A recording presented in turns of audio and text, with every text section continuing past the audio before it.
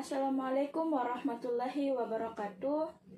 Alhamdulillahi rabbil alamin. Wabihi nasta'inu ala umuri dunya waddin. Wassalatu wassalamu ala asyrafil anbiya'i wal mursalin Sayyidina Muhammad wa ala alihi wa sahbihi ajma'in. Amma ba'du. Perkenalkan, saya Khairani Nasir dengan NIM 22202 038861080002. Pada kesempatan ini akan menyampaikan materi mengenai media dan sumber belajar. Sebelum membahas lebih lanjut mengenai media dan sumber belajar, perlu kita ketahui apa sih itu media dan apa sih itu sumber belajar. Yang pertama, media. Media berasal dari bahasa Latin, merupakan bentuk jamak dari kata medium yang secara harfiah berarti perantara. Adapun yang dimaksud dengan media pembelajaran adalah perantara atau alat atau sarana yang digunakan pendidik dalam proses pembelajaran untuk menyampaikan materi pembelajaran kepada peserta didik. Kemudian yang kedua, sumber belajar. Sumber belajar merupakan semua sumber yang dapat dipakai pelajar dalam suatu sumber tersendiri atau dalam bentuk kombinasi untuk memperlancar belajar. Dalam hal ini, sumber belajar dapat meliputi pesan, orang, material, alat, teknik, ataupun lingkungan.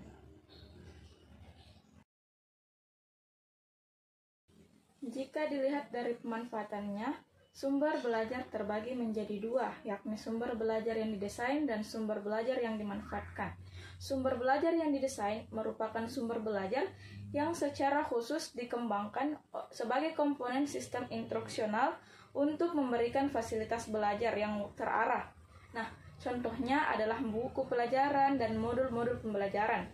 Kemudian, sumber belajar yang dimanfaatkan merupakan sumber belajar yang tidak secara khusus dikembangkan untuk keperluan proses pembelajaran. Nah, contohnya itu adalah perpustakaan. Kemudian selanjutnya, peranan dari media pembelajaran.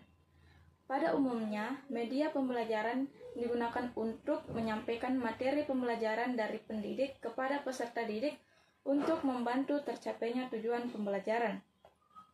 Manfaat media pembelajaran dalam proses pembelajaran ini untuk memperlancar interaksi antara peserta didik dan pendidik dengan maksud untuk membantu peserta didik belajar secara optimal. Selanjutnya, peranan sumber belajar. Peranan sumber belajar adalah sebagai penghubung antara informasi yang berupa ilmu pengetahuan kepada peserta didik.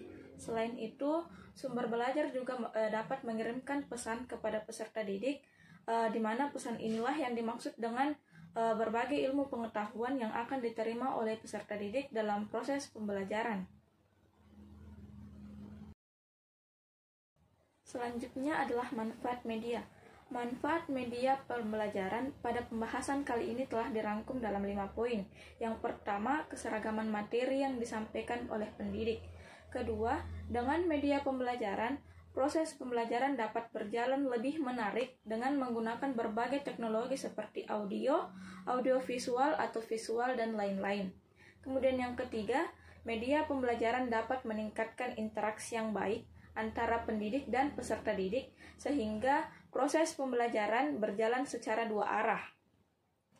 Kemudian yang keempat, dapat memanfaatkan waktu secara efisien. Dan yang kelima, media pembelajaran yang menarik dapat membuat peserta didik lebih semangat untuk mengikuti proses pembelajaran. Sedangkan manfaat sumber belajar pada pembahasan kali ini telah dirangkum dalam 6 poin. Yang pertama, sumber belajar dapat meningkatkan produktivitas pembelajaran. Yang kedua, sumber belajar dapat menilai pembelajaran dan membantu pendidik memanfaatkan waktu mereka secara baik. Kemudian yang ketiga, mampu menciptakan peluang untuk pembelajaran yang lebih personal. Keempat, memberikan dasar yang lebih ilmiah untuk pembelajaran dengan merancang program pembelajaran yang sistematis.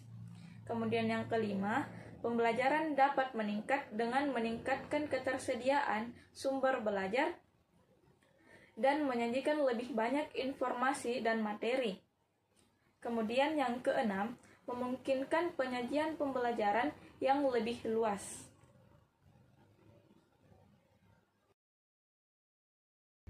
Nah, itulah materi pada pembahasan kali ini mengenai pengertian, peranan, dan manfaat media dan sumber belajar. Sebagai kesimpulan, media dan sumber belajar ini merupakan dua unsur yang harus ada dalam proses pembelajaran, agar proses pembelajaran dapat berjalan secara efektif dan efisien dalam mencapai tujuan pembelajaran. Itulah sedikit yang dapat saya sampaikan pada kesempatan ini. Atas perhatiannya saya ucapkan terima kasih. Wassalamualaikum warahmatullahi wabarakatuh.